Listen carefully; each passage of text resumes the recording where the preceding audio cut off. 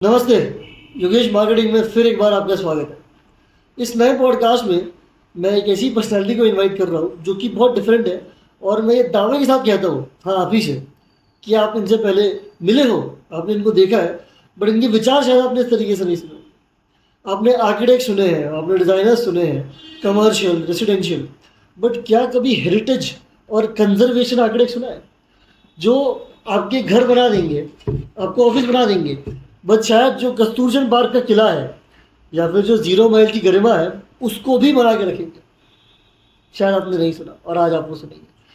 आज मैं वेलकम करता हूँ मिस्टर संदीप पथे को, an architect, professor, conservation architect and a very active citizen, जिन्होंने अजनी वन का जो प्रोटेस्ट था उसमें फोर फ्रंट पे रह के एक बहुत मेजर रोल प्ले किया।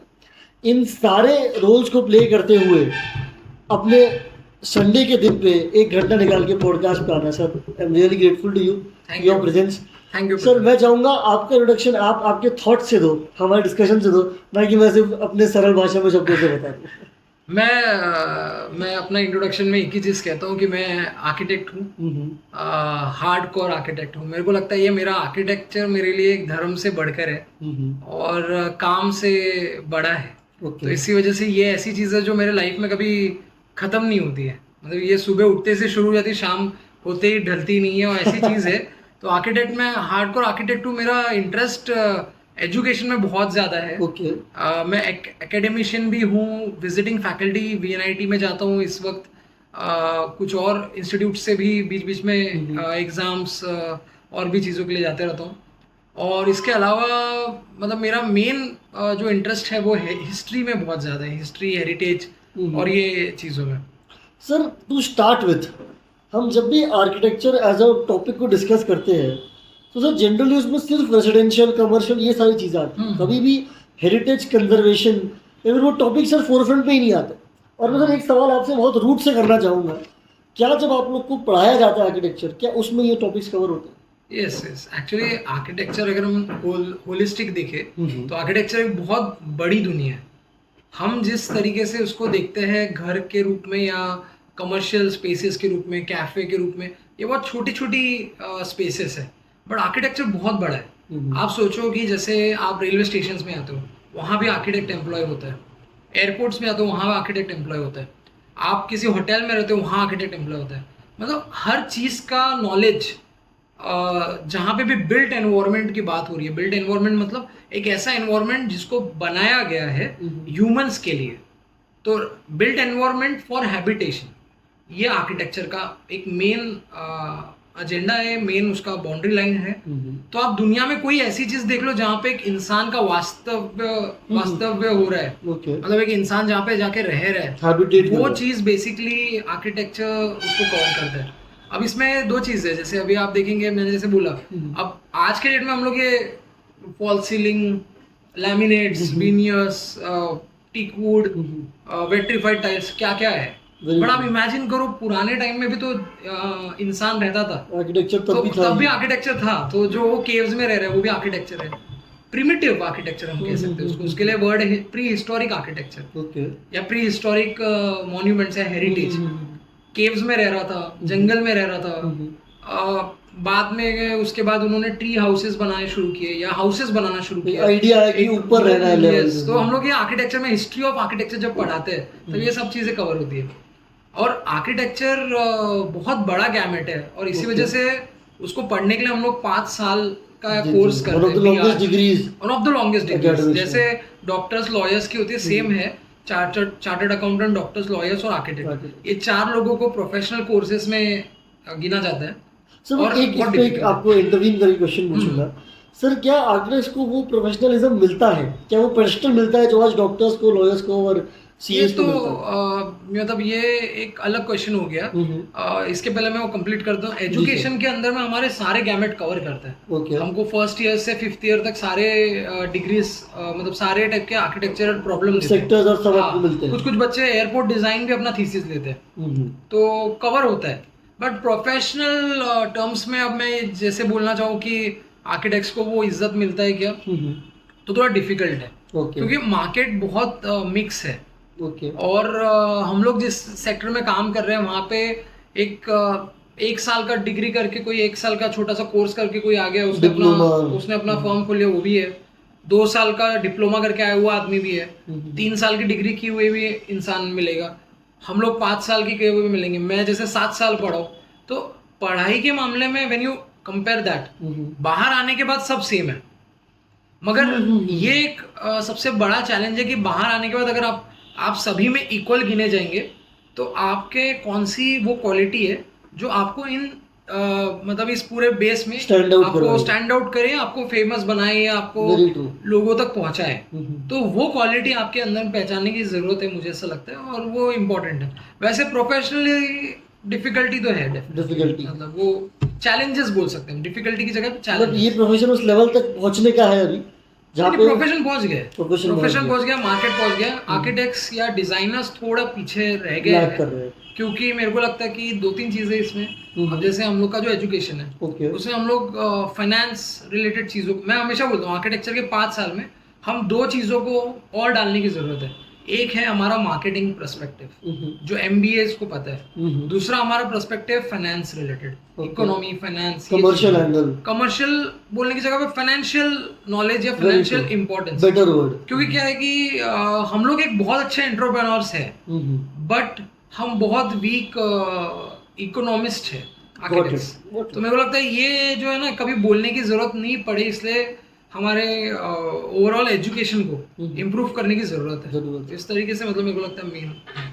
सर जैसे कि आपने कहा कि हर किसी प्रोफेशनल को, उसमें हम आर्किटेक्ट की बात जब कर रहे हैं या डिजाइनर की बात कर रहे हैं, अपना नीश ढूंढना बहुत जरूरी है, आपका स्पेसिफिक एरिया। नहीं तो वही है master of all jack of none. Sir इसमें मिस्टर संदीप पथे ने अपना नीश कैसे ढूंढा? आप कन्जर्वेशन या हेरिटेज आर्किटेक्चर में कैसे? मैं अभी परसों के दिन ही मेरे स्कूल गया था, जिसका काम हम लोग कर रहे हैं, जहाँ से मैं पढ़ा, साउथ पब्लिक स्कूल हो गया है वो अभी, पहले साउथ पॉइंट था। तो मेरी हिस्ट्री की टीचर वहाँ पे आई थी। मेरे जो हिस्ट्री के टीचर थे वो अभी मतलब पढ़ा नहीं रहे हैं, she is like retired, but she keeps coming to school and undertake all the affairs. वो जो हमारे स्कूल मैनेजमेंट के साथ लिंक है, वो मेरे को बोले कि संदीप, मेरे को बहुत प्राउड लगता है तेरा सब कुछ देख के कि मैंने तुझे हिस्ट्री पढ़ाया। तो मेरे को इतना अच्छा लगा उस दिन, क्योंकि मतलब अगर आपके टीचर आपको ये बोले कि उनको प्राउड लगता है कि आपको एक सब्जेक्ट इंट्रोड्यूस करा हमने, तो मेरे को हिस्ट्री में पहले से इंटरेस्ट था। तो मैंने नीश अपनी कैसे निकाला, मैंने बहुत प्लानिंग नहीं किया ऐसा। मैं इसमें बिलीव नहीं करता कि आप बहुत बैठ के स्ट्रैटेजी करिए। मैं बिलीव करता हूँ मैं बिलीव करता हूँ आपके एंथुजियाज्म में, आपके एनर्जी में और आपके एग्जीक्यूशन में। मेरे को लगता है कि लाइफ में अगर आपके अंदर में एंथुजियाज्म है तो आपका एग्जीक्यूशन सही होगा, आपकी एनर्जी सही है तो आपका एग्जीक्यूशन सही होगा। आप अगर ये सोच के बैठेंगे कि मैं स्ट्रैटेजी बनाता हूँ, मैं 4 एक्सेल शीट बनाता हूँ, मैं 15 ब्लॉग्स बनाता हूँ और उसके अंदर में मैं चीज़ें फिट इन करूँगा, सही चीज़ करने का सही टाइम, कोई टाइम सही नहीं होता इस धरती पे। अच्छे टाइम भी आपको, जब आप सोच के चलेंगे कि सही टाइम है, कुछ ना कुछ जो टाइम है उसी को सही बनाओ। तो मैं ये मानता नहीं हूँ कि बहुत स्ट्रैटेजी मैंने किया या मैंने बहुत सोचा निश इसमें लाना चाहिए उसमें, मैं इसमें नहीं देखा। मतलब ये अभी जब लोगों को कुछ थोड़ा नाम वाम मिल जाता था, वो सोचते हैं कि नहीं मैंने तो ये प्लान कर, मैं ऐसा नहीं। मैं बहुत जनरल, बहुत सिंपल और बहुत मतलब सादगी वाली चीज़ों को पसंद करता हूँ। बहुत कॉम्प्लिकेटेड नहीं है मेरी लाइफ।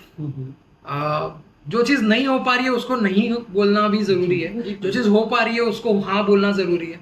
जो चीज़ को वक्त लगेगा, हम बोलते हैं कि वक्त लगेगा। तो मेरे को लगता है कि हम लोग स्ट्रेट फॉरवर्ड है। कई बार मेरी बातों से लोगों को हर्ट भी होता है, मेरे क्लाइंट्स हो सकते हैं, वेंडर्स हो सकते हैं, बट मेरे को उनको बाद में रियलाइज होता है कि संदीप ने स्ट्रेट फॉरवर्डली बोल दिया तो सही बोल दिया।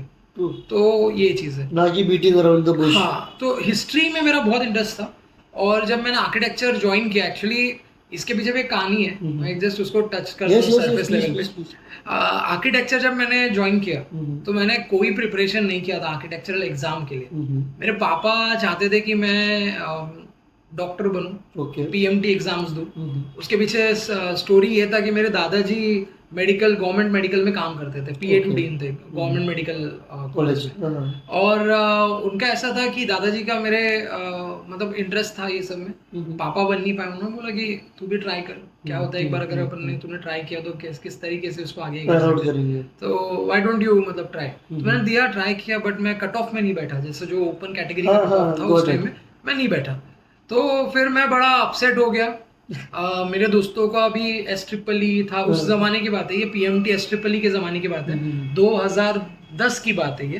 तो उस टाइम में एंट्रेंस एग्जाम्स अलग थी, चीजें अलग थी। अभी एक डिकेड एंड हाफ डिकेड के बाद में हम अगर देखें तो चीजें बहुत बदल गई हैं। तो मैंने वो एग्जाम दिया, नहीं हुआ, मैं थोड़ा अपसेट हुआ। फिर मैं एक दिन गया हिस्लॉप कॉलेज और BA का प्रोस्पेक्टस लेके आ गया। पापा को बोला मेरे को राइटर बनना है, पापा मेरे को ऑथर बनना है, बुक राइटर बनना है। तो पापा बोले कोई बात नहीं थे। एट देन हमारे घर में ऐसा कोई किसी को मेरे सबसे बड़ी बात है, मेरे मम्मी पापा को कभी उन्होंने ये चीज को बॉदर नहीं किया कि हम मतलब पढ़ रहे के टाइम पे, नहीं पढ़ रहे के टाइम पे, ऐसा कुछ नहीं। उनका हमेशा ऐसा था, बेटा तुम अपना करियर बनाओ। So they have always empowered us to take right decisions, या हम बोलेंगे to take the decisions, right हो या wrong हो फर्क नहीं। उनका ऐसा था, पापा का भी ऐसे ही था हमेशा से। पापा को कोल माइंस में थे मेरे पापा, मेरी मम्मी हाउसवाइफ थी। मम्मी ने बीच में कुछ टाइम किसी स्कूल में काम भी किया। हम लोग छत्तीसगढ़ में रहते थे, फिर यहाँ आए। नागपुर हमारा होम टाउन है, हम लोग की पैदाइश नागपुर की है, बट कोल माइंस की वजह से वहाँ रहते। तो पापा ने कभी ऐसा फोर्स नहीं किया कि ये मत कर, वो मत कर, ये नहीं। ऐसा हमारे घर में बहुत चिल वातावरण, रिलैक्स वातावरण है, ऐसा कोई इजी गोइंग। तो जब पापा बोला कि कर ले, मैं बोला ठीक है। फिर एक दिन मैं शाम को जब मेरे फ्रेंड के घर गया तो उसकी मम्मी आर्किटेक्ट थी, तो उन्होंने मेरे को बोला Sandeep I don't you give the exam of architecture. तो मैं बोला यार ये तो कभी सोचा नहीं। वो बोले कि तुम्हारा ड्राइंग बहुत अच्छा है, स्केचिंग बहुत अच्छा है। पहले आपने कभी नहीं सोचा? कभी नहीं सोचा था, कभी सोचा नहीं था। मैंने बस उसके मम्मी को मिला था इससे पहले, और कहीं ना कहीं उसकी मम्मी, मेरे फ्रेंड की जो मम्मी है, वो या उनके वर्ड्स मेरे स्टार्टिंग पॉइंट बने आर्किटेक्चर में आने के। एज हो गए आपके। उन्होंने बोला कि why don't you give the exam. मैं गया, पता किया एग्जाम क्या होती है, कैसे होती है। नाटा एग्जाम थी, 3 दिन में लास्ट अटेम्प्ट था। मैंने 3 दिन प्रिपेयर किया एक सर के घर में, और ट्यूशन क्लास में जैसे उनके घर जाके मैंने पूरा नोट्स लिए। मेरे ऊपर में मंजीर दीदी रहती थी, जो आर्किटेक्ट ऑलरेडी थी, मतलब पढ़ रही थी, उनके यहाँ से कुछ बुक्स लाए। तो मैंने इस तरीके से आर्किटेक्चर की एग्जाम दी, और 108 मेरा टोटल आया था score, which was a very good score, क्योंकि उस टाइम में 120 हाईएस्ट स्कोर था। तो 3 दिन के पढ़ाई में मैंने इतना अच्छा स्कोर ले लिया। I felt so nice. Actually NATA exams के ऊपर में अगर मैं बोलूँ, जैसे जो दे रहे होंगे अभी बच्चे दे रहे हैं, तो नाटा एग्जाम्स के लिए आपको एप्टीट्यूड होने की जरूरत है। इंटेलेक्चुअल एप्टीट्यूड 2 अलग अलग चीजें हैं, ठीक है। अगर आपकी एप्टीट्यूड अच्छी है, आपकी स्किल सेट है आप में, तो आपका इंटेलिजेंस अपने आप डेवलप होगा। सही बात। और अगर आपका एप्टीट्यूड में थोड़ा कमी है तो आपको मेहनत करने की जरूरत है। तो मैं नाटा के जो बच्चे हैं उनको यही कहना चाहूंगा आपके पॉडकास्ट के जरिए कि क्योंकि अभी एट दिस मोमेंट वो काफी ट्रेंडिंग है, तो कि आप प्रिपेयर करो। आपको जैसे स्केचिंग आती है, आपका जो स्किल सेट है, आप उसको उसके भरोसे में एग्जाम के लिए जाओ। ऐसा कुछ नहीं होगा कि बहुत डिफिकल्ट क्वेश्चन आएगा, बहुत हार्ड क्वेश्चन आएगा, या बहुत इजी क्वेश्चन, ऐसा कभी नहीं। आप अपने स्किल को इम्प्रूव करो, अपने आप एग्जाम्स अच्छी होगी। तो ये है स्पेशली नाटा के बच्चों के लिए। जब मैं आर्किटेक्चर में आया तो मैंने 1 साल सोचा कि इसमें सब बोलते थे कि बैक लगता है, ये बड़ा ट्रेंडिंग है हमारे इंजीनियरिंग में। ये भी हाँ, ये इंजीनियरिंग वाले बैठे हैं यहाँ पे, तो वो समझेंगे कि कोई ना कोई बैक लगता है, कुछ ना कुछ गड़बड़ होती है। तो हम लोग को ही बोला कि भाई बैक लगता है, फिर 2 बैक 3 बैक, तुम 4 बैक अपने साथ लेके नहीं चल सकते। फिर वो 2 क्लासेस के बैक चलते हैं, उसमें आप लेके नहीं चलते। बड़ा इंटरेस्टिंग, लोग हंस रहे हैं वहाँ पे। तो उन लोग को समझ गया वो बैक वाली चीज कितनी ट्रॉमेटिक होती है। तो मैं बोला यार मैंने बोला अगर फर्स्ट ईयर में मेरा बैक लग गया तो मैं मतलब छोड़ दूंगा ये कोर्स। मैंने डिसाइड किया था आर्किटेक्चर के बारे में। और फर्स्ट ईयर के रिजल्ट्स आए, मेरे को एक ही सब्जेक्ट का डर था, वो था मैथ्स। मैथ्स का मेरे को बहुत डर था। तो उसमें मेरे को मिले 10 मार्क्स का ग्रेस यूनिवर्सिटी से। तो इस तरीके से वो 10 मार्क्स का ग्रेस मिलता ही नहीं किसी को, वो लक होता है। तो मेरे को लग गया और मैं एसी हो गया, ऑल क्लियर हो गया। हाँ हाँ उसके बाद मैं श्योर हुआ, 1 साल के बाद मैं श्योर हुआ कि अब आर्किटेक्चर में और मेहनत लेनी है। अच्छा उसके बाद क्योंकि मतलब आर्किटेक्चर में कोई फैमिली नहीं, कुछ नहीं, तो मैं ऐसी फर्स्ट जनरेशन फैकल्टीज आर्किटेक्ट। से, हाँ फर्स्ट जनरेशन बोल सकते हैं, मैं अपने फैकल्टीज के यहाँ जाके उनसे सीखता था। मेरे प्रोफेसर्स बड़े स्पेशल रहे जो 5 साल मेरे को पढ़ाया। Purohit sir, Milind Gujarkar sir, Uday Gadkari sir, Ketan Kimmatkar sir, Rahul Deshpande sir, ये सारे लोगों ने हम लोग को पढ़ाया। तो मतलब इनके जो नाम है ये काफ़ी अच्छे, मतलब बड़े फेमस फैकल्टीज के नाम है ये। अब मिलिंद सर के यहाँ में मैं जाता था, उनके यहाँ पे गार्डनिंग करते थे वो। उस टाइम पे मैं जाता था, हम लोग पेड़ लगाते लगाते आर्किटेक्चर की बात कर रहे हैं। तो ये चीज़ें सीखी मैंने। मतलब मैंने ये नहीं सोचा कि कभी संडे को क्यों ही जाना है। अभी आजकल के बच्चों का एटीट्यूड हो गया है शायद, या आजकल के जनरेशन यूथ का एटीट्यूड हो गया कि वो टाइम टू टाइम ही चीजें करते हैं। So true. उन्होंने पूरे लाइफ को क्या बोलेंगे, नाप कर जिम लिया का शेड्यूल बना के रखा कि आज ये करना है, कल वो करना है, परसों Like that. ऐसा नहीं होता। लाइफ ऐसा नहीं चलती है। Life don't So work nice. On schedule, it has a very different schedule. Life has its own schedule. Yes, it can never match. Life can never match schedule which you have written. Got it. Life has its own schedule. तो मेरे को लगता है कि अगर life का अपना schedule है तो आप उसको उसके हिसाब से चलने दीजिए। सही बात है। तो मतलब आजकल मैं देखता हूँ कि बच्चे को अगर एक्स्ट्रा क्लास के बुला लिया तो थोड़ा बुरा मान जाते हैं। अरे संडे थोड़ा को बोला बुला संडे लिया। को एक जगह जाना है, दे विल नॉट कम। मतलब मेरे को लगता है ये चीज़ थोड़ा स्टूडेंट टाइम में आपकी एक ही मिशन होना चाहिए। मेरा मिशन एक ही था 7 साल जब मैं स्टूडेंट था। मैंने एक भी प्रोजेक्ट नहीं किया 7 साल, मैंने कोई वर्क नहीं लिया। मेरे पास आए प्रोजेक्ट्स आए, चीज़ें आई, पर मैंने नहीं लिया। मैंने सिर्फ और सिर्फ एक ही एजेंडे पे काम किया कि मेरे को सीखना है, एजुकेशन सीखना है। और 7 साल के बाद मैं काम करूंगा, 7 साल तक एक भी काम नहीं करूंगा। तो आजकल मतलब मैं देखता हूँ बहुत सारे स्टूडेंट्स, मेरा प्रोजेक्ट चल रहा है, पैरेलली ले लेते हैं हाँ। काम बिना डिग्री के। तो मैं उसको गलत नहीं ठहराता। It is good, okay. I like that passion, it is good, but in a way it distracts you from education, which is your centric goal. आप गए उस चीज के लिए उधर हुआ। वो मेरे को लगता है स्टूडेंट का मेन एजेंडा, उसका मेन सब्जेक्ट, मेन उसका जो धर्म होना चाहिए वो पढ़ाई होना चाहिए। मेरा धर्म पढ़ाई था 7 साल, बहुत। No that is the reason. और ये मुझे लगता है people, this is something which we should all inculcate in our lives, कि हम जिस मोटो से जिस जगह पे जा रहे हैं, अगर हम वही चीज़ वहाँ पे नहीं प्रैक्टिस कर पा रहे तो what is the point. Yes, हम अगर डिस्ट्रैक्ट होंगे तो हम ये 50 वो 50 करेंगे और कुछ भी कभी 100 नहीं कर पाएंगे। उससे अच्छा गिव इट अ गो। भले ही थोड़ा लगेगा, थोड़ा सा इसमें इनिशियल चार्म होता है ना, सबको कमाने का होता है। जैसे 18 एज जो होती है, अरे मुझे सेल्फ इंडिपेंडेंट बनना है, Yes, yes. कमाना है, अर्न करना है, मेरे खर्चे हैं। बट कहीं ना कहीं वो डिस्ट्रैक्शन के चक्कर में हम हमारा विजन खो बैठते हैं। शायद 10 साल बाद जो हम हो सकते हैं वो ये 2 साल के अर्निंग के चक्कर में खो बैठते हैं। वो बहुत इम्पोर्टेंट है।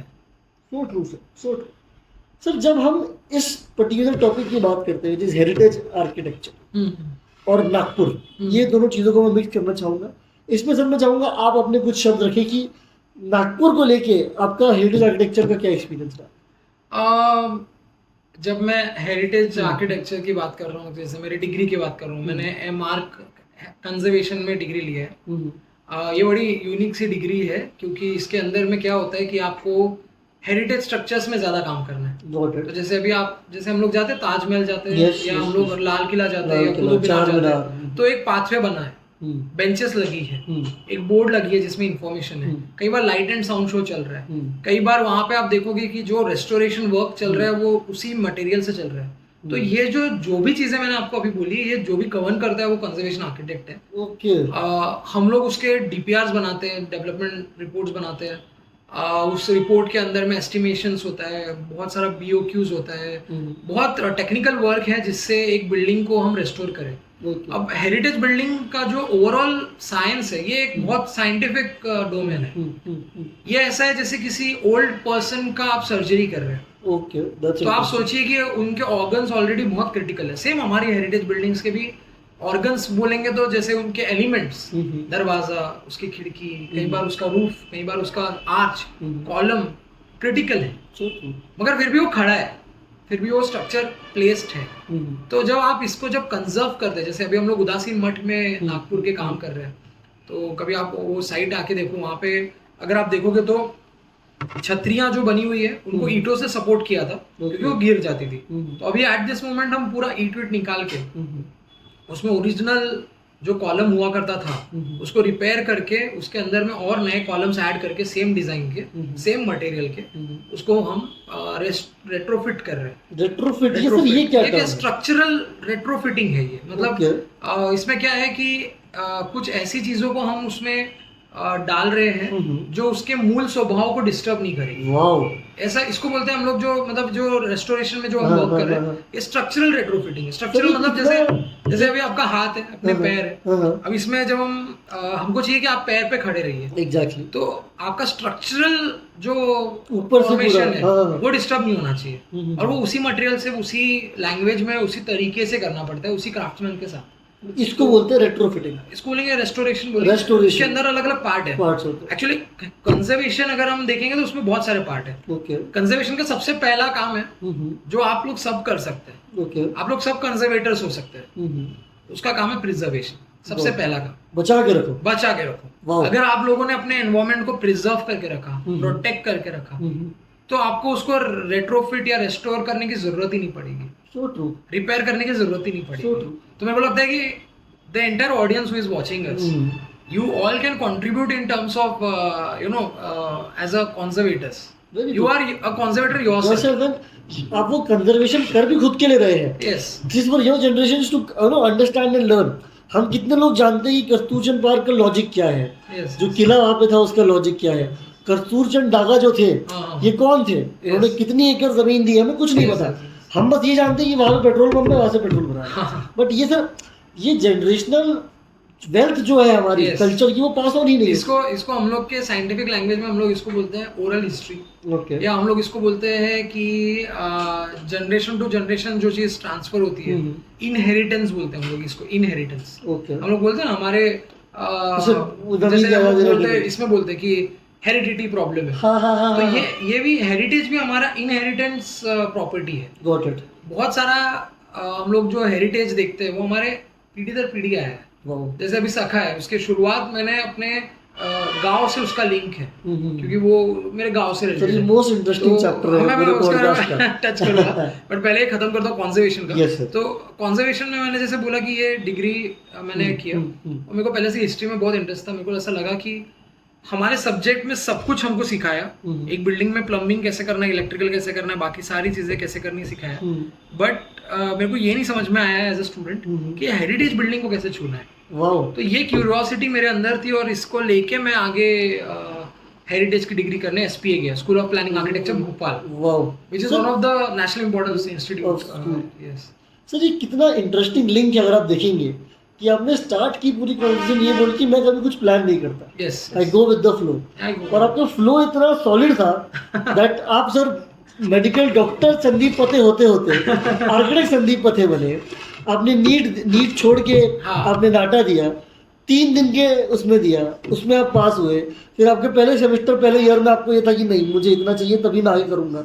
वो भी कहीं ना कहीं शायद यूनिवर्स चाहता था कि आप ये चीज में बने, तभी वो ग्रेस मार्क्स आपको मिले, जनरली किसी को भी नहीं मिलते। उसके बाद आपका हिस्ट्री लिंक हो आर्किटेक्चर से, वो एमआर्च आपको मिला, आपको भोपाल कोडिंग उसमें एडमिशन नहीं मिला। So don't you think this line is something which has been given for you? It is written. मेरे को कई बार लगता है कि God has selected me.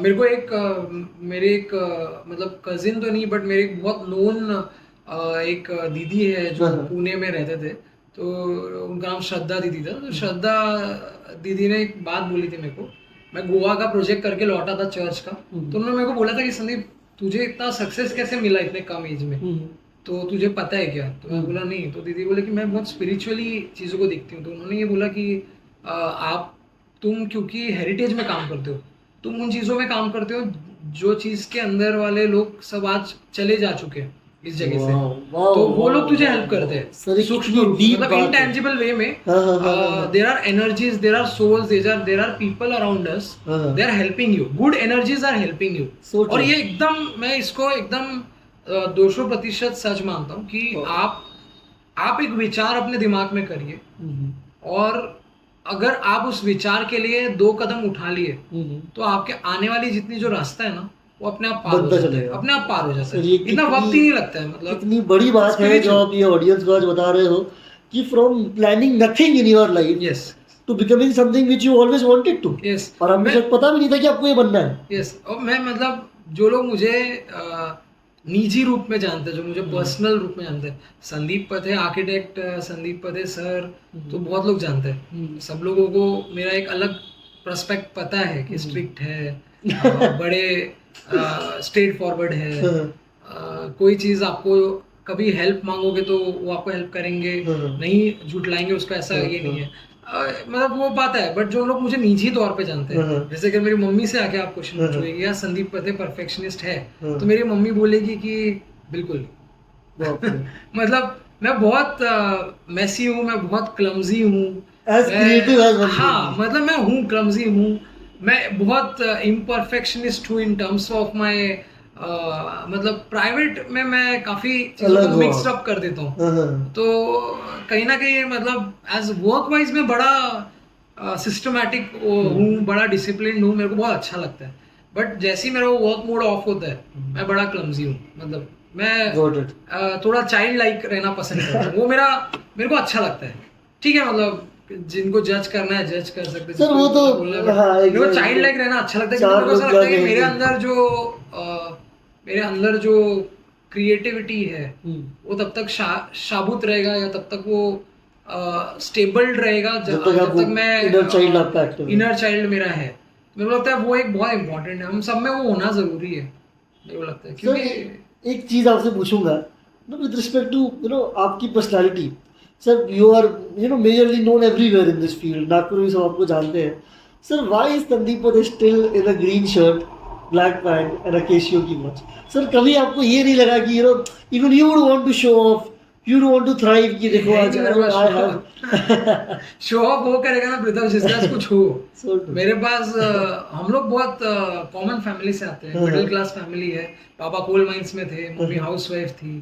Ancestral बहुत प्रॉपर्टीज ऐसी हमारी है नहीं। दादाजी हमारा गांव में एक बाड़ा है, वो भी हमारा पूरा शेयर्ड फैमिली प्रॉपर्टी है, जो हमारे काका बाकी लोगों की भी है। तो हमारे पास ऐसे कोई खेत खलियान नहीं है, हमारे पास कोई ऐसी बड़ी हवेलियां नहीं बट ये है, कभी ये अहंकार भी नहीं आया कि कोई बड़ी वो नहीं है। मतलब घर में कार होके भी हमारे यहाँ अल्टो गाड़ी है, मारुति अल्टो। तो मतलब शो ऑफ मेरे को लगता है वो करेगा जो जिसके पास होगा। मेरे पास नहीं है, तो क्या शो ऑफ करूँ। और द पॉइंट इज कि मतलब इन चीजों से मेरे को कभी, मेरा ये लाइफ में गोल रहा हमेशा, अभी भी है कि आप अगर मतलब मैं चाहता हूँ, मेरा ड्रीम है ये, और पता नहीं मैं कितने हद तक इसको अचीव कर रहा हूँ, कितना नहीं मेरे को नहीं पता, बट ये मेरा ड्रीम है, ये मेरा गोल है कि मैं लाइफ में कोई भी हालत में रहूँ, कोई भी हालत में। आज अगर ये शर्ट पहना है, कल अगर मैं मतलब पैदल चल रहा हूँ, मैं अगर मेट्रो में हूँ, मैं ऑटो में जा रहा हूँ, कैब में जा रहा हूँ, बहुत नॉर्मल तरीके से भी अगर मैं हूँ, मैं चाहता हूँ मेरे गुड टाइम्स में और बैड टाइम्स में, मेरे हर टाइम में मुझे एक आर्किटेक्ट की हैसियत से पहचान मिले इस समाज में। मैं इस समाज में आर्किटेक्ट बन के रहना चाहता हूँ। तो ये मैं चाहता हूँ कि मतलब ये कोई, ड्राइव, हाँ, तो अब मैं किसी मर्सिडीज कार से उतरूँ या मैं किसी ऑटो से उतरूँ, आदमी को मेरे स्किल सेट आपकी काबिलियत से आपको पहचाना जाएगा कि वो मैं हाइड कर देना चाहता हूँ। और ये है मतलब कई लोग मेरे को, अभी मैं क्लाइंट है हमारा, ये तो बड़ा शो ऑफ सा वर्ल्ड है हमारा, आर्किटेक्चर इतना शो ऑफ है कि क्या बताएंगे। हर जगह आपको जज कर लेंगे। कई बार मेरे क्लाइंट्स ऐसे रहे कि जिन्होंने मेरे को पहली बार जज कर लिया, अरे ये तो बाइक पे आया है, तो कोई बड़ी कार में आया नहीं, फॉर्च्यूनर में क्या ही काम करेगा, क्या ही 20 लाख का काम करेगा, क्या ही 13 लाख का काम करेगा, क्या ही 50 लाख का काम करेगा। ऐसे ही मेरे एक फोर्ड का हम लोग ने एमपी में काम किया था। उस मूवमेंट में जब हम लोग ने उसके सैंक्शंस लाए, तो उसके ओनर ने मुझे बोला कि संदीप, जिस दिन तुम फर्स्ट टाइम मेरे ऑफिस आए थे, तो मेरे को ऐसा लगा कि बच्चा क्या ही काम करेगा। मतलब उस टाइम, अभी मैं 33 का, उस टाइम पे मैं 27-26 का था, 27-28 का था, तो मैं लिटरली बच्चा ही था। तो उन्होंने ये बात बोली, बट उन्होंने बोला, बेटा जब तुमको मैंने वो सैंक्शन लाते हुए देखा, तो बोले मुझे अपने दिन याद आए कि कैसे मैंने स्टोन का बिजनेस शुरू किया, और कैसे मैं अपने स्कूटी से या बाइक से गली गली वो दूर दूर तक जाता था माइंस में। तो मेरे को लगता है कि ये सब चीज़ों से मैटर नहीं करता। मेरा लाइफ का गोल है, ये सब चीज़ों से मेरे को मैटर नहीं करता। मेरे को सिर्फ अच्छी चीज़ें चाहिए कि आप अच्छे से रहिए। आप मतलब मेरे लाइफ के 3-4 ही सिद्धांत है। ये मैटर ही नहीं करता मेरे को कि मैं क्या पहन रहा हूँ, क्या किस में जा रहा हूँ, किस में घूम रहा हूँ। और क्या खा रहा हूँ। मेरे लिए ऐसा है कि सामने वाले का दिल नहीं टूटना चाहिए, ये मेरा लाइफ का सबसे पहला गोल है। हर्ट नहीं करने, हर्ट नहीं होना चाहिए, कोई भी हर्ट नहीं होना चाहिए। प्रोफेसर होना उसके आगे, आर्किटेक्चर के आगे क्या आपके लिए टीचिंग आएगी? टीचिंग तो करता हूँ मैं, इसलिए सर हाँ। What would you prefer, being an architect और being a professor of architecture? I prefer both actually. You prefer It's you cannot separate out two things. अब इसमें भी बहुत लोगों का बोलना है कि या तो आप पढ़ाओ या तो आप काम करो, ये गलत है। आप सर इस पे आप थोड़ा लाइट शेयर sharing करिए होना सर। चाहिए।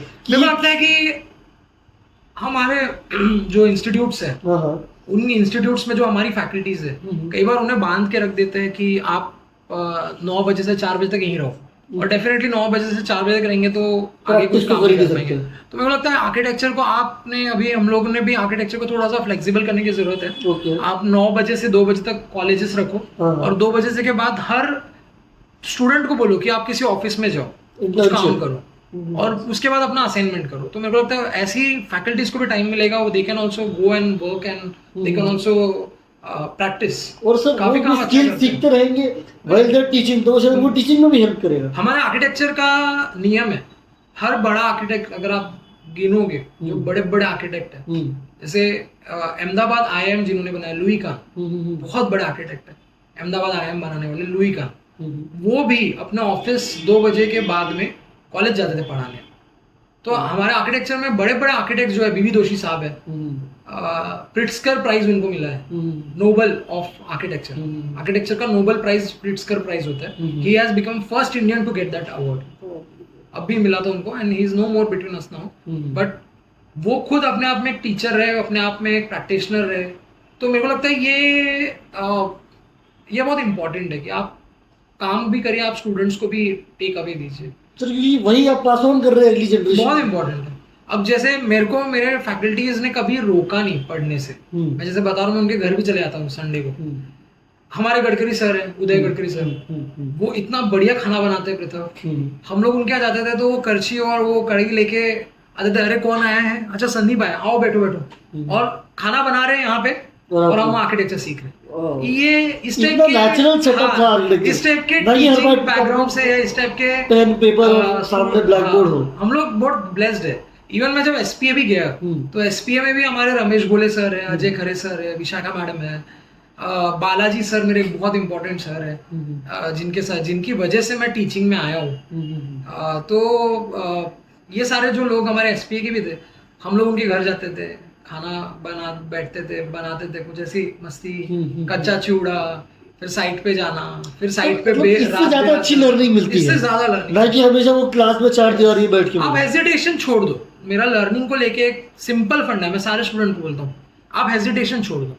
आप ये सोचना छोड़ दो कि मैं अगर सर के पास गया तो क्या मुझे वो टाइम देंगे, छोड़ दो। आपने हेजिटेशन छोड़ दिया, आपने लर्निंग ले ली। ये लाइफ का मेरे को लगता है प्रिंसिपल हर स्टूडेंट ने समझना चाहिए। आजकल के स्टूडेंट को मैं देखता हूँ बहुत डर होता है ना, ये सवाल में सब हंसेंगे, सबको लगेगा मैं पागल हूँ जो ये सवाल पूछ रहा हूँ, 1-2 क्वेश्चन पूछ लिया, तीसरा कैसे पूछूं। पर आप ये कहना चाह रहे हो कि ये गलत है, ये गलत है, बिल्कुल पूछो बेधड़क जो आप पूछ रहे हैं। मेरे पापा ने सिखाया ये बात। मेरे पापा कोल माइंस में थे, यूनियन लीडर थे, मैं उनके साथ कितने सारे स्ट्राइक्स पे गया हूँ। जब कोल माइंस में स्ट्राइक होती थी, मेरे को ले जाते थे, अपनी गोद में बिठाते थे। मेरे पापा बहुत ज्यादा मतलब इम्पोर्टेंट इंसान रहे पूरे लाइफ में। मेरे को बहुत अच्छा लगता है आज की, जब मेरे पापा स्माइल करते या हंसते या कोई उनको मेरी तारीफ करते तो उनको बड़ा अच्छा लगता है कि संदीप का बेटा बाप हूँ ऐसे करके। तो मेरे लाइफ में मतलब उनका बहुत मेजर रोल रहा है, बहुत इंपॉर्टेंट रोल है उनका, बहुत इम्पोर्टेंट। क्योंकि उनसे मैंने ये लीडरशिप सीखी, उनसे मैंने सीखा कि अगर गलती नहीं है तुम्हारी तो डरो मत। और हम लोग नहीं, मतलब उनका एकदम क्लियर एजेंडा। जब अजनी-1 हम लोग कर रहे थे, काफी लोगों ने हमको क्रिटिसाइज किया। तो ये क्या कॉन्सेप्ट है पूरा अजनी-1 को लेके, प्रोटेस्ट को लेके? एक बार सर, क्योंकि मेजॉरिटी ऑडियंस हमारी नागपुर की रहेगी, मैं चाहता हूँ इसके थ्रू हम उनको थोड़ा अवेयर करें ये पूरे सेटअप को लेके। मेरे को ऐसा लगता है कि ये हमारा शहर है। सबसे पहले इस शहर के अंदर में जो भी काम हो रहा है, सरकार जो भी काम कर रही है, वो आप इसके भागीदारी है। आप सब स्टेक होल्डर, हम सब बहुत इग्नोरेंट है। नागपुर के लोग तो बहुत इग्नोरेंट है, ये मैं सबको बोलता हूँ कि नागपुर के लोग बहुत इग्नोरेंट है। हम बहुत टेक इट फॉर ग्रांटेड लेके चलते हैं हमारे शहर को, नागपुर को। इसी वजह से अगर आप घर के सामने जाएंगे तो आप देखेंगे आपके इस घर के सामने जो रास्ता बना है ना, जब वो बन रहा था उसके वक्त आप वहां खड़े नहीं थे या आप उस वक्त उसको टोके नहीं, तो इसलिए वो आधा काम करके चला गया, या पेवर ब्लॉक ऐसे उबड़ खाबड़ लगे या ऊपर नीचे कुछ है। क्यों हुआ ये? क्यों? सरकार तो पूरी सड़क दे रही है, सरकार की गलती नहीं है, काम गलत हो रहा है, सरकार की गलती नहीं है। मैं ये मानता हूँ सरकार की गलती बिल्कुल नहीं है, कॉन्ट्रैक्टर की भी गलती नहीं है, आर्किटेक्ट की भी गलती नहीं है, गलती आपकी। आपके घर के सामने सड़क बन रही है, आपने खड़े रह के देखना चाहिए सब बराबर हो रहा है। जैसे आप अपने घर का कंस्ट्रक्शन देखते हैं वैसे आप सिटी के अंदर में होने वाले डेवलपमेंट को भी आपने देखना चाहिए, ऐसा मेरे को लगता है। कितनी जरूरी बात है सर, बहुत इंपॉर्टेंट है। और हम सो ग्लैड आपने ये चीज बोली, क्योंकि सर कहने देंगे हमारे टैक्स का पैसा है, हमारे टैक्स का पैसा है, तो हम क्यों उस पर ध्यान नहीं देते सर? आप जो समोसा खा रहे हैं, जो समोसे का जो आप कॉस्ट पे कर रहे हैं, आप जो चाय पी रहे हैं, कॉफी पी रहे हैं, स्टारबक्स पी रहे हैं, जो भी है उसका पैसे से आपके घर के सामने वो गट्टू लगा है। अगर वो गट्टू टेढ़ा लगा है तो आपने उसी वक्त उसको वहां पे टोकना है, क्योंकि उसके बाद तो काम करके चला जाएगा ना यार, वो कौन देखेगा? तो इसमें किसी की गलती नहीं। मैं बताता हूँ, मैं गवर्नमेंट के साथ बहुत क्लोजली काम करता हूँ पृथ्वी। ये बहुत गलत बात है कि हम गवर्नमेंट ऑफिसर्स को गलत ठहराते हैं, बहुत गलत बात है। मैंने देखा है संडेज को, सैटरडेज को लेट नाइट तक काम करते हुए हमारे आर्कियोलॉजी के जो सुपरिटेंडिंग साहब है, हमारे आर्कियोलॉजी के जो असिस्टेंट डायरेक्टर साहब है, हमारे पीडब्ल्यूडी के जो एग्जीक्यूटिव इंजीनियर्स है, भाई वो अपना पसीना लगाते हैं उस काम में। अच्छा, लोगों को बड़ा आसान है बोलने के लिए कि अरे ये लोग काम करते तो इनको तो पैसे भी मिलते हैं, रिश्वत भी मिलता है। बहुत गलत है, आप उनकी बेइज्जती कर रहे हो ये बोल के। वो इंसान, पता है, मैंने देखा है, मैं इनके साथ काम करता हूँ, बहुत क्लोजली काम करता हूँ। सखा का काम हमारा गवर्नमेंट के साथ होता है, तो मैंने देखा है ये लोग बहुत मेहनत से काम करते हैं, लोग बहुत ज्यादा सूझबूझ समझदारी से काम करते हैं। ये मेक श्योर करते हैं कि पब्लिक की चीजें पब्लिक तक पहुंचे। ये लोग मेरे को इसलिए पसंद है। आप मेरे को बताओ, एक एमएनसी में अगर आपको संडे को बुलाया गया तो आप जाओगे क्या? बिल्कुल नहीं जाओगे। मगर पीडब्ल्यूडी के हमारे जो सर है, या आर्कियोलॉजी के हमारे जो सर है, या टूरिज्म डिपार्टमेंट के जो हमारे सर है, जो भी गवर्नमेंट विभाग है, अगर उनको संडे को बहुत इंपॉर्टेंट काम के लिए जाना होगा तो वो जाएंगे, क्योंकि they are in a public service, they are in a citizen service. मैं आपसे एक ही रिक्वेस्ट करूंगा इस पॉडकास्ट से भी कि आपको लाइफ में कहीं पे भी कोई भी गवर्नमेंट ऑफिसर मिले ना, उसकी बेइज्जती मत करिए। वो अपनी पूरी जिंदगी देते हैं यार पृथ्वी। मेरे पापा कोल माइंस में थे, कोयला की खदान में से कोयला निकाल के, और उनके साथ के जितने तमाम लोग हैं, कोयला निकाल के जब वो ऊपर आता था कोयला, और जब उस कोयले को हम थर्मल पावर स्टेशन में डालते थे, तब हमारे घर में ये इतनी चकाचौंधी की बिजली चलती थी। ये तो बड़ी बात है। अभी हम लोग सोचते हैं कि वॉर्म वाइट लगाना है, वाइट लाइट लगाना है, कोप लाइटिंग क्या लाइटिंग? अरे भाई, ये सोचो कि ये बिजली किसके भरोसे चल रही है?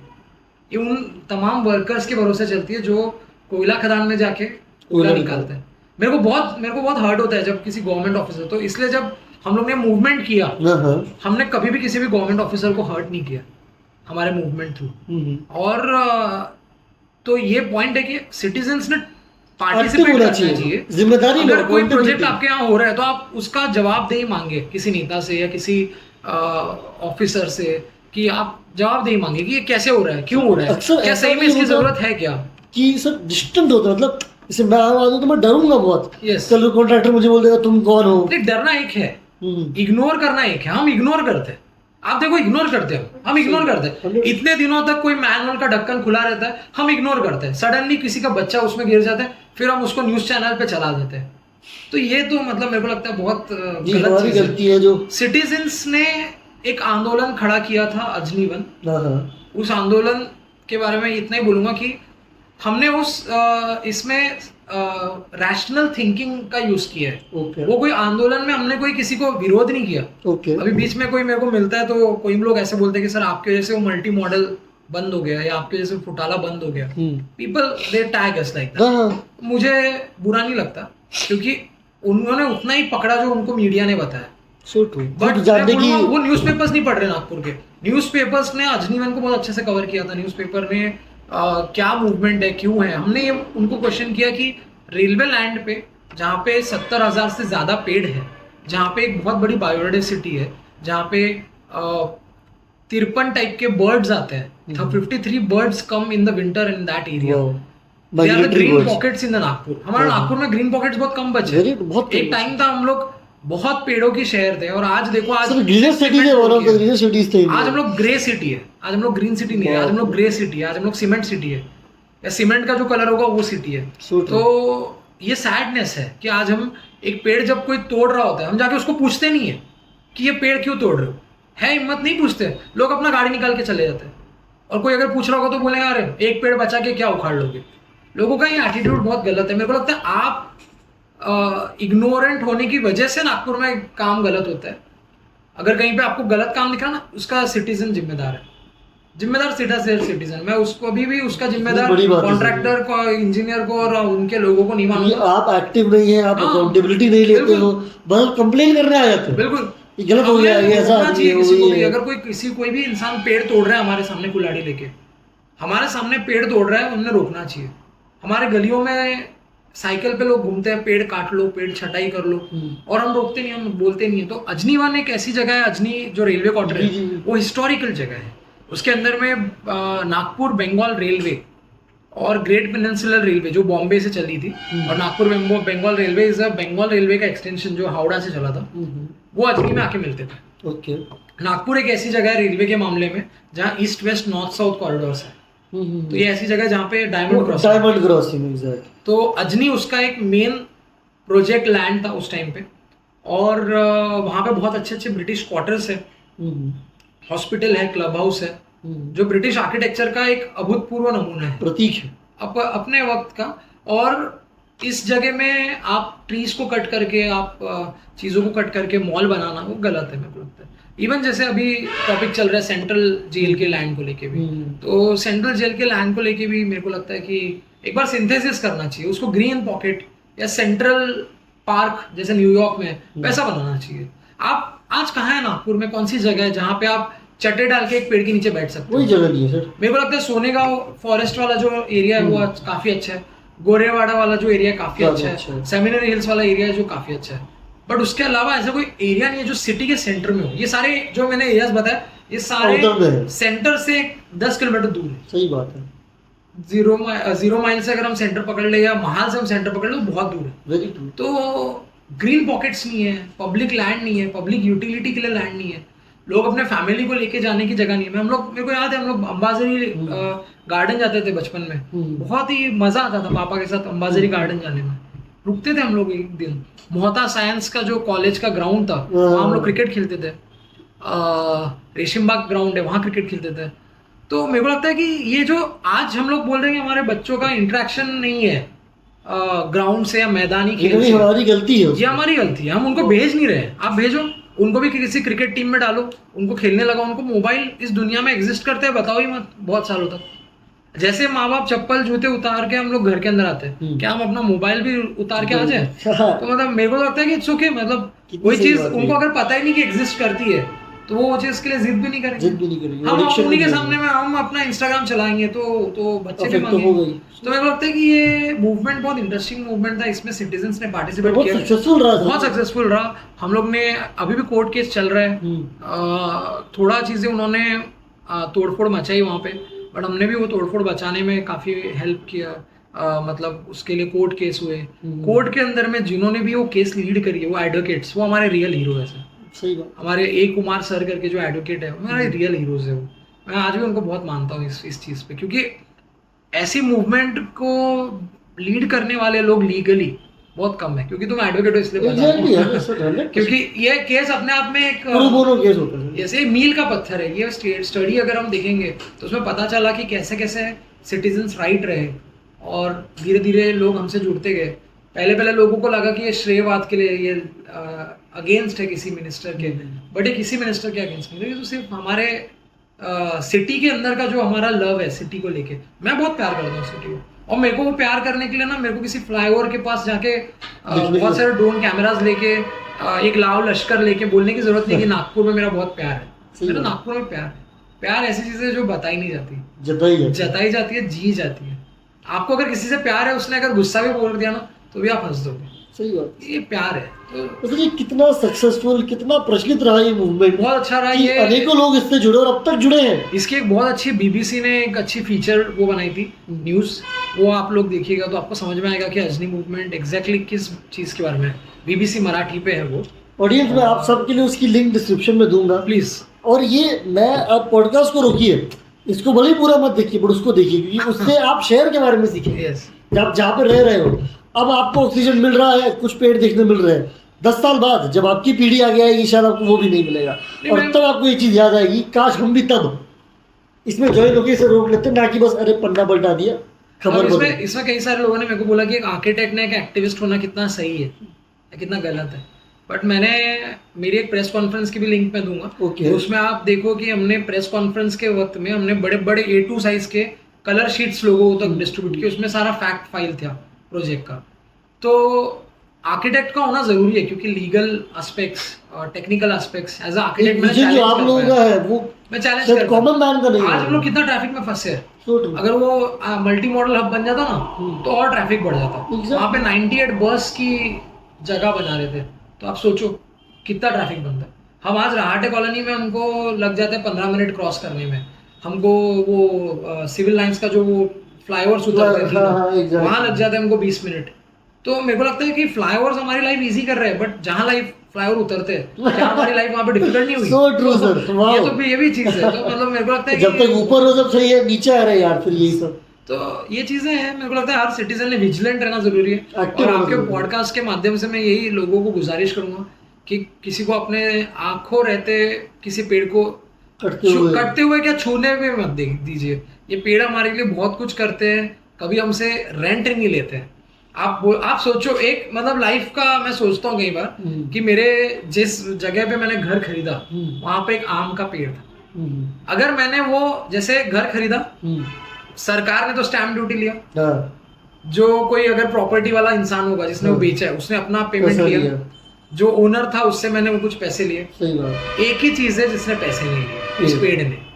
उस पेड़ ने तो नहीं बोला कि भैया मेरा कमीशन लाओ, मैं छांव दे रहा हूँ, मेरा फ्रूट दे रहा हूँ, ऑक्सीजन दे रहा हूँ। आपने 80 लाख में घर खरीदा, मेरे को 1% मेरा जमा कराओ मेरे पास, ऐसा बोला।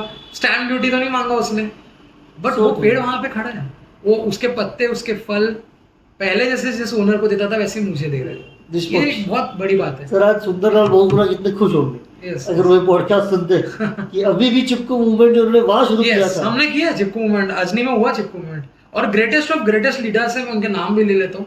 अनुसया मैडम है हमारे, शरद पालीवाल सर है, जयदीप दास सर है, हमारे श्रीकांत सर है, हमारे सचिन काळे सर है, वासुदेव मिश्रा करके हमारा दोस्त, जॉर्ज सर है जो आज हमारे बीच में नहीं है, जोसेफ जॉर्ज सर। वो इस मूवमेंट के दौरान चल बसे हमें छोड़ के, हमें बहुत दुख लगा उस बात का। कुणाल मेरा दोस्त है, कुणाल मौर्य वो है, प्रीति है जो आरजे प्रीति। ये सारे लोग हैं जिन्होंने इस मूवमेंट को एक्टिवली अपनी लाइफ दी। यस, और ये आज भी उतने ही डेडिकेटेड है। आप आरजे प्रीति का देखिए, आप वो कितना नागपुर के बारे में कितना सारा चीजें कवर करती है, बहुत कवर करती है। तो ये सारे लोगों ने बहुत इम्पोर्टेंस दिया। So true sir. So now, while we move on to the last leg of this podcast, and the most interesting one for all of you, which is the word sakha. अच्छा हाँ। Sir बहुत easy होता है, आप लिख देते संदीप पथे designs, Sandeep पथे डिजाइनर्स, संदीप पथे एसोसिएट्स, बट ये सब को छोड़ के अपने रूट्स को और अपने कल्चर को वैल्यू देके आज सखा का नाम इतना बड़ा आपने जो किया है सर, ये जर्नी एक बार आप एक एक्चुअली मेरे दिमाग में कभी नहीं आया कि मैं अपने नाम से एक कंपनी का नाम रखूं। इसका मतलब ये नहीं है कि मैं कोई देश वेश छोड़ के चला जाऊंगा और पैसे लेके चला जाऊंगा उसमें जोक के पार्ट में। बट मेरे को लगता है कि मैं ऐसा एक न्यूट्रल नाम चाहता था जो एक इमोशन बने, जो एक जज्बा बने, जो एक एंथुसियाज्म बने। सखा जो नाम आता है वो आता है सखा पांडुरंगा से। ओके, सखा पांडुरंगा हम बोलते हैं विट्ठल जी को, हमारे जो विट्ठल रुक्मिणी जो भगवान उनको बोलते हैं। सखा पांडुरंग जहाँ वास्तव्य करते हैं पंढरपुर में महाराष्ट्र में, वैसा ही एक ठिकाना हमारे विदर्भा में है जिसको बोलते हैं हम धापेवाड़ा, मेरा गांव है। ओके। और मेरी माँ बोलती है कि मैं वहाँ पे 3 महीने का जब था, 4 महीने का, 4 महीने से 9 महीने में वहां रहा। okay. मेरे इंजेक्शन टीकाकरण ये सब गांव में, मेरे दादाजी थे वहाँ गांव में। और मैंने ये देखा कि उस गांव से मेरी काफी लाइफ की जर्नी स्टार्ट हुई, तो क्यों ना मेरा नाम भी उस गांव से लिया जाए कंपनी का। तो पहले मैंने बहुत ब्रेनस्टॉर्मिंग किया कि कहाँ से ले, फिर गांव से लिया। तो सखा पांडुरंग का सखा हम्म, ये बनता है। और सखा मतलब सखा मतलब मित्र होता है वैसे, संस्कृत का शब्द है सखा, वो दोस्त के लिए, फ्रेंड के लिए होता है। बट मित्र या फ्रेंड बोलेंगे ना तो उसके अपने एक बाउंड्रीज है। सही बात, सीमित है वो एक। सखा ऐसी चीज है जो आप मतलब सखा वो होता है जिसके साथ अपना दुख बांट सके, सुख बांट सके, जिसको आप अपने हर मुसीबत और हर खुशी में शामिल कर सके, और आप उससे कोई चीज नहीं छुपा सके। तो सखा वो चीज होती है। तो सखा हमारा, इसीलिए विट्ठल जी को सखा पांडुरंग बोला। ओके, मतलब वो मेरे सखा जैसे हैं, तो आपके मित्र है, मित्र हैं, उससे भी बड़े हैं। यस। तो पांडुरंग जी जो हमारे भगवान है वो हमारे मित्र हैं। तो उसी वजह से उनको सखा टाइटल मिला है। और सखा मैंने ये सोचा, और वो खड़े हैं पांडुरंग जी, हमारे विट्ठल जी जो खड़े हैं वो ब्रिक पे खड़े हैं। ब्रिक मतलब आर्किटेक्चर आ गया। वो तो मैंने सोचा कि क्यों ना नाम यहीं से लिया जाए। वाह, और हमारे ऑफिस में भी अभी तो ये कोरिलेशन में आपको कॉपीराइट करवाना चाहिए। यस ये कॉपीराइट करवाना बात तो सही है, बट ठीक है, मतलब भगवान पे कॉपीराइट करना कैसे वाला करना? मतलब वाह। मेरी इतनी हैसियत नहीं है। बट मतलब द पॉइंट है कि सखा पांडुरंग से ये नाम आया, और मेरे गांव से आया, और कहीं ना कहीं मैं अपने गांव के एंसेस्ट्रल कनेक्ट को इसके साथ जोड़ा। तो मैं कई बार बोलता हूँ पापा को कि जहाँ से हमने ये चीज शुरू की है, हमें हमारे पूर्वजों का आशीर्वाद प्राप्त है। तो कहीं भी हम लोग अगर फेल भी हो रहे होंगे ना, तो वो हमें वो है वहाँ पे देखने के। हमें बचाने आ जाएंगे। तो ठीक है, मतलब कोई हमारे पास कोई बड़ी प्रॉपर्टी नहीं है उनकी, बट उनका सूक्ष्म स्वरूप हमारे साथ है उस सखा के जरिए। तो सखा के अंदर में कैसा है कि जैसे हमारे जो आर्किटेक्ट्स हो गए, हाँ, अब आर्किटेक्चर का जो दुनिया है, हाँ। इसमें आपको सखा की बहुत जरूरत है। ओके, आपके कुछ वेंडर्स है वो हाँ। आपके सखा जैसे हैं। हाँ, उनको रात को फोन करो यार ये चाहिए, वो बोलेंगे सर अभी तो है नहीं, क्या प्रॉब्लम है, बोले कल कैसे भी करके यार चाहिए, हमारा हैंड ओवर है, ये वो चाहिए। वो वेंडर ओवर द नाइट वाड़ी जाके गाड़ी लगा के उसको अरेंज करके देगा। ये कौन करेगा? कमर्शियल नहीं है, वो आपका सखा है, इमोशनल, उसका एक कनेक्ट है आपके साथ। हमारे जो वेंडर्स हैं, हमारे साथ जो काम करते हैं, हमारे लिए जो मटेरियल देते हैं, जो लेबर्स है, जो हमारे plumbing contractor, electrical contractor, HVAC contractor, हमारे इलेक्ट्रिकल कॉन्ट्रैक्टर, बाकी चीजें, सिविल कॉन्ट्रैक्टर्स, ये लोग हमारे सखा है। उनको बोला 4 बजे आओ यार, 4 बजे आके कर लोगे, आके करेंगे वो 4 बजे। बात नहीं, उसके लिए उसको ये नहीं देखना है कि भाई टाइम खत्म हो गया, सर मुसीबत में मेरे को जाना है, सर ने बुलाया है। यस। तो ये हमारा भगवान भी वैसे ही है, विट्ठल जी। आप मुसीबत में आओ, सखा को प्रे करो, पांडुरंग को बोला कि मैं बहुत प्रॉब्लम में हूँ, वो आएगा। विट्ठल वो ये नहीं देखेगा कि आज कौन सा टाइम है कौन सा नहीं, भगवान जैसा आता है वैसा आता है, इसलिए वो हमारा सखा है। तो सखा के अंदर में आर्किटेक्ट्स, हम लोग बहुत ज्यादा टीम ओरिएंटेड वर्क करते हैं ऑफिस के अंदर में भी। हर एक चीज के लिए अपनी टीम है, हर एक चीज के लिए अपने लोग है, एक सिस्टम है, फॉर्मेशन है। तो ये टीम ओरिएंटेड काम है, तो सब कोई एक दूसरे से लिंक है, सब लोग एक तरीके से साथ में काम करते हैं। तो मेरे को लगता है सखा ये डिफाइन करता है, मेरे क्लाइंट्स को भी डिफाइन करता है, मेरे कॉन्ट्रैक्टर्स को भी डिफाइन करता है, मेरी टीम को भी डिफाइन करता है, मेरे आर्किटेक्ट्स को भी डिफाइन करता है। कई लोग ऐसे आते हैं जो मिलने आते हैं, पैसे कई बार रोक लेते हैं, तो वो लोग को भी डिफाइन करते हैं। तो इट्स ओके, मतलब मेरे को लगता है कि सखा ऐसी चीज है सबके साथ जाती है। तो दैट्स हाउ सखा को हमने स्टूडियो सखा करके स्टार्ट किया। और मेरे को ऐसा लगता है कि ये एक मूवमेंट है, ये एक लेगेसी ऑफ थॉट्स बनेगा कभी लाइफ में। मैं जो भी पढ़ा आर्किटेक्चर में, हमारे आर्किटेक्चर में हम लोग आइडियोलॉजी को बहुत इंपॉर्टेंस देते हैं, फिलोसॉफी को बहुत इंपॉर्टेंस देते हैं। हम लोग हमेशा बच्चों को बोलते हैं कि आप अपनी एक आइडियोलॉजी, अपनी फिलोसॉफी डेवलप करो अपने काम के थ्रू। तो मेरे को लगता है कि मैंने वो डेवलप किया, और इसमें 100% मेरे मतलब जब एक शिष्य जब एक रणभूमि में जीत के आता है ना, तो सब उसको बोलते हैं कि बहुत बढ़िया, बहुत बढ़िया। बट गुरु जो है, हम सबको पता है विराट कोहली, रोहित शर्मा, हमको पता है, बट क्या हम उनके कोच को जानते हैं? नहीं जानते। तो ये रियल श्रेय अगर मैं मेरे हर एक काम का देना चाहूँ तो मेरे टीचर्स का। 24 घंटा मेरे टीचर्स, मेरे जिन्होंने मुझे पढ़ाया स्कूल में, जिन्होंने मुझे पढ़ाया कॉलेज में, जिन्होंने मुझे मास्टर्स में पढ़ाया, जिन्होंने मुझे जिंदगी के लेसन्स भी दिए, ऐसे भी कुछ लोग हैं जो मेरे टीचर्स हैं, जो मैं इनके साथ क्लासरूम में नहीं बैठा, मैं इनके साथ सड़क पे चला, मैं इनके साथ बाहर रहा, जैसे अजनीवन के जो लोग मैंने बाहर बनाए वो भी मेरे टीचर्स हैं। मेरे को लगता है कि आगे जाके अगर सखा की हम ब्रांचेस बनाए भोपाल में, मुंबई में, तो वहां पे भी हम योगेश मार्केटिंग के लैमिनेट ले जाएंगे, क्योंकि वो फिनिश हमारा सेट हो गया वीर लैमिनेट का आपके साथ। तो वो हम लोग अभी ये नहीं करेंगे। तो ये भी मैं एडवर्टाइजमेंट नहीं कर रहा हूँ यहाँ पे, ये मैं एक लाइफ मेमोरी बता रहा हूँ इनके शॉप के साथ या इनके बिजनेस के साथ जो जुड़ी है। और मैं बहुत अच्छा लगा मुझे कि आपका बिजनेस भी इतना ग्रो किया इतने ओवर द इयर्स, इसमें डेफिनेटली अंकल का बहुत सबसे बड़ा सपोर्ट है, हाथ है। और काफी इंटरेस्टिंग मतलब मेरे को जर्नी लगती है आपके ब्रांड की भी। सर मैं, मेरे फादर और मेरी मदर, सर ये दोनों के होते हुए या जो सेटअप है वो है, जब जब वो थके वो घर आए तो उनको वेलकम करने के लिए कोई था, जब जब सुबह एनर्जी चाहिए थी उनको भेजने के लिए कोई था। हम अक्सर ये 12 घंटे का पहलू ही देखते हैं, yes. और वो 12 घंटे का भी देखते हैं जब घर से किसी को सपोर्ट मिलता है।